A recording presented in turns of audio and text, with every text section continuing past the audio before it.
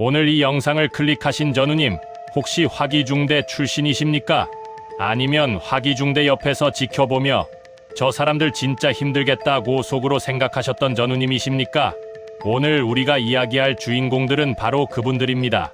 1980년대 보병 대대의 화기중대 박격 포병들. 그들은 매일같이 42kg이 넘는 쇳덩이를 몸에 묻고 산을 올랐습니다. 소총수들이 소총 하나만 들고 오르는 그 산을 그 포병들은 포신 포다리 포판으로 나눠 짊어지고 똑같이 올랐습니다. 파라나 출신입니다. 이 한마디에 예비역 전우들이 고생 많았다는 위로를 먼저 건네는 데는 이유가 있습니다. 오늘은 그 이유를 7가지로 정리해드리겠습니다. 끝까지 시청하시고 댓글에 본인의 부대명과 복무 연도를 꼭 남겨주십시오. 그리고 아직 구독하지 않으신 전우님, 지금 바로 구독 버튼 눌러주시면 감사하겠습니다. 여러분의 구독 한 번이 전우들의 이야기를 더 오래 이어나가게 해줍니다. 자, 그럼 시작하겠습니다. 7위 화기중대가 산악행군을 더 많이 한 진짜 이유, 숨어야 살아남는다. 화기중대 출신 전우님들은 기억하실 겁니다. 왜 우리는 소총중대보다 산을 더 많이 타는 거야? 그 답은 전술교리에 있었습니다. 박격포는 곡사화기입니다. 포탄이 하늘 높이 솟구쳤다 수직으로 떨어지는 구조이기 때문에 개활지에서 포를 설치하면 적에게 즉시 노출됩니다. 중대장 입장에서는 도저히 그럴 수가 없었습니다. 어떤 중대장도 넓은 벌판 한가운데 박격포를 세워놓고 자, 쏴라 하지 않습니다. 그래서 화기중대는 반드시 언덕 뒤에 산 사면에 나무숲 속의 진지를 구축해야 했습니다. 소총중대보다 훨씬 더 깊은 산속으로 들어가야 했습니다. 그리고 한반도 지형 자체가 70%가 산악지형입니다. 1980년대 대부분의 전방부대는 강원도와 경기 북부의 험준한 산악지대에 배치돼 있었습니다. 산을 타는 건 선택이 아니라 생존의 문제였습니다. 소총수들은 총 하나 들고 그 산을 올랐지만 화기중대원들은 포 부품을 하나씩 나눠 짊어진 채 같은 산을 같은 속도로 올라야 했습니다. 이것이 고통의 시작이었습니다. 6위 M29A1 박격포의 무게 42.5kg 쇳덩이를 셋이서 나눠도 죽을 맛인 이유. 1980년대 화기중대의 주력 무기는 81mm 박격포 M29A1이었습니다. 이 박격포의 총 무게는 42.5kg, 분해하면 포신 13kg, 포다리 18kg, 포판 11.5kg입니다. 사람 한 명이 도저히 혼자 운반할 수 없으니 셋이서 각각 하나씩 나눠 드는 방식이었습니다. 그런데 문제는 이게 전부가 아니라는 겁니다. 각자 자신의 개인 군장도 따로 있었습니다. 완전 군장 무게만 약 25kg, 거기다 포 부품 하나를 추가로 짊어지는 겁니다. 포다리를 드는 병사는 18kg를 더 메야 했습니다. 합산하면 40kg이 훌쩍 넘는 무게를 짊어지고 산을 오른 셈입니다. 더 잔인한 것은 포판이었습니다. 포판은 무게가 가장 가볍지만 형태가 납작하고 어깨끈이 제대로 없었습니다. 포판을 맡은 병사들은 도복끈이나 군장끈을 직접 묶어서 등에 매야 했습니다. 무게보다 자세가 더 힘들었습니다.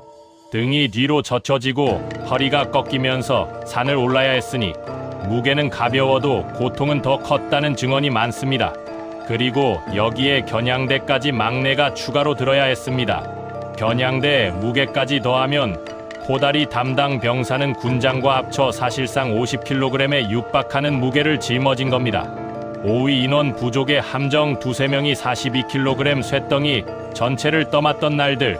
화기중대 박격포병이 깊이 보직이 된 건 어느 날 갑자기 소문이 퍼지면서부터였습니다. 화기중대 가면 개고생한다. 이 소문이 자자해지면서 자원자가 없어졌습니다.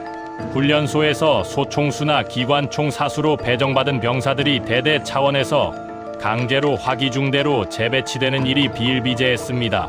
그러다 보니 화기중대 박격포 분대는 항상 정원이 부족했습니다. 정상적인 분대라면 5명이 하나의 포를 운용합니다.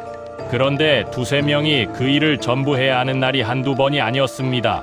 3명이 운용해야 할 경우 분대장은 가늠자만 들고 나머지 2명이 포신 포다리 포판을 어떻게든 나눠 들어야 합니다.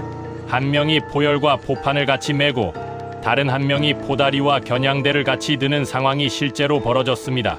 군장도 싸야 하고 개인화기도 들어야 합니다. 사실상 한 사람이 군장 포함 60kg이 넘는 무게를 짊어지는 경우도 있었다는 겁니다.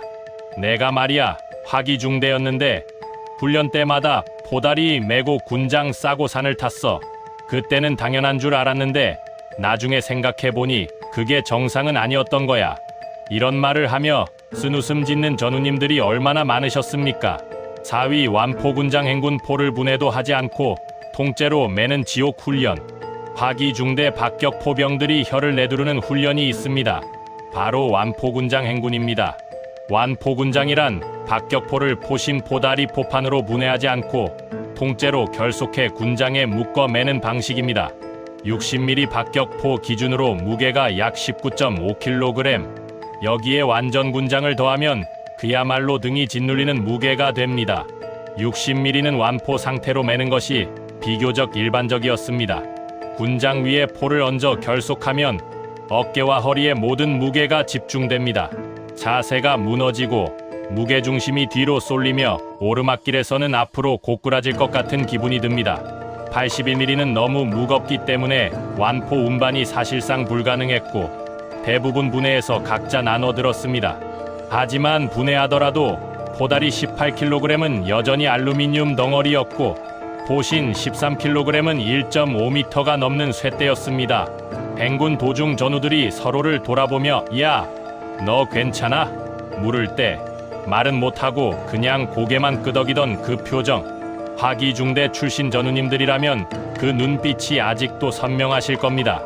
3위 겨냥대 지옥 이등병이 수백 번 박아야 했던 진지 구축의 고통. 화기중대의 이등병에게는 특별한 훈련 과제가 있었습니다. 바로 겨냥대 박기입니다. 박격포를 운용하려면 반드시 정확한 방위각을 잡아야 합니다. 이를 위해 겨냥대라는 조준 기준점 표시 장비를 설치하는데 이 작업을 완벽하게 수행하는 것이 박격포병의 기본 중의 기본이었습니다. 이등병 시절 겨냥대를 수십 번, 수백 번 반복해서 박는 훈련이 일상이었습니다. 선임이 뽑으면 다시 박고 또 뽑으면 또 박고 조금이라도 각도가 틀리거나 위치가 어긋나면 처음부터 다시 시작입니다. 단순 반복처럼 들리지만 실전에서 겨냥대 하나의 각도 차이가 포탄의 낙하 지점을 수십 미터 이상 바꿔놓을 수 있습니다. 생사가 걸린 훈련이었습니다. 그래서 선임들도 혹독하게 가르쳤고 이등병들은 하루에도 수십 번씩 땅을 파고 겨냥대를 박는 작업을 반복했습니다. 겨냥대를 짊어지고 산을 타고 도착하자마자 땅을 파고 설치하고 또 방위각을 맞추고 그 모든 과정을 완전 군장을 맨 상태에서 해야 했습니다. 화기중대 이등병의 하루는 말 그대로 쉴 틈이 없었습니다. 2위 차려포 훈련 1분 30초 안에 포 조립을 완성해야 했던 극한 훈련. 전투 상황에서 박격포의 생명은 속도입니다. 적이 공격을 시작한 순간부터 박격포가 첫 발을 쏘기까지의 시간이 아군의 생사를 결정합니다. 그래서 화기중대에는 차려포 훈련이 있었습니다. 차려포란 박격포를 발사 가능한 상태로 세우는 것, 즉 포신 포다리 포판을 조립하고 방위각을 맞춰 완전히 발사 준비를 완료하는 것을 말합니다. 육군의 암묵적인 커트라인은 1분 30초였습니다. 1분 30초 안에 차려포를 완성하지 못하면 다시 하고 또 다시 하고 실수 없이 통과할 때까지 반복입니다. 훈련이 잘 된 포반은 긴급 상황에서 30초 이내에 차려포를 완성하는 경우도 있었다고 합니다. 문제는 이 훈련이 연병장에서만 하는 게 아니라는 겁니다. 산 중턱에서도 비가 쏟아지는 날에도 엎드려 포복을 하다 갑자기 차려포 구령이 떨어지면 그 자리에서 즉각 조립을 시작해야 했습니다. 손이 떨리고 흙이 튀고 땀이 눈에 들어와도 멈출 수 없었습니다. 차려포, 차려포, 차려포. 이 단어를 들으면 아직도 손이 반응한다는 전우님들이 적지 않습니다. 1위 사격제원 계산, 사람이 직접 계산해서 포탄을 날리던 시대의 무게, 마침내 1위입니다. 1980년대 화기중대 박격포병들이 가장 힘들었다고 이야기하는 것, 그것은 단순히 포를 메고 산을 오르는 육체적 고통만이 아니었습니다. 바로 사격제원 계산이었습니다. 박격포는 직접 눈으로 표적을 보며 쏘는 직사화기가 아닙니다. 관측병이 멀리 있는 표적의 위치를 무전으로 알려주면 계산병이 거리고 도차 풍향 풍속기온까지 고려해 포의 각도와 장약수를 계산합니다. 그 계산을 바탕으로 포수가 발사합니다.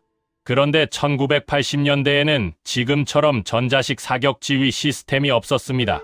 계산병은 사격 재원표와 계산자를 들고 손으로 직접 계산해야 했습니다.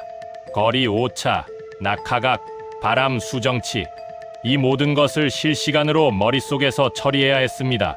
조금이라도 틀리면 포탄은 아군 진영에 떨어집니다. 그 무게감이 어느 정도였겠습니까?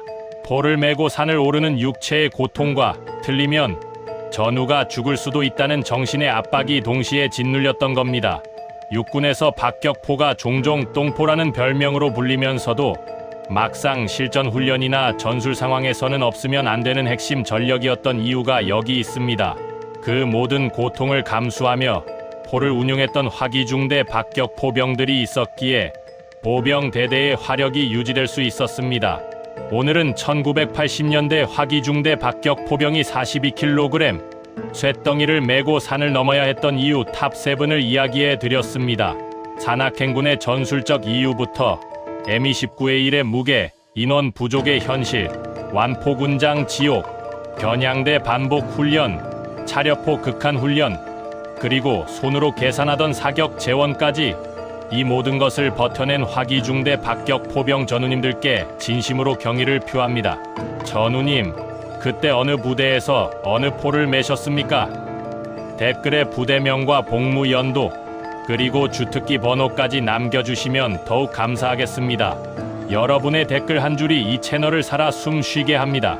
아직 구독하지 않으신 전우님, 지금 구독 버튼과 좋아요 꾹 눌러주십시오. 전우의 기록은 앞으로도 대한민국 예비역 전우님들의 이야기를 계속 기록해 나가겠습니다. 수고 많으셨습니다. 전우의 기록이었습니다.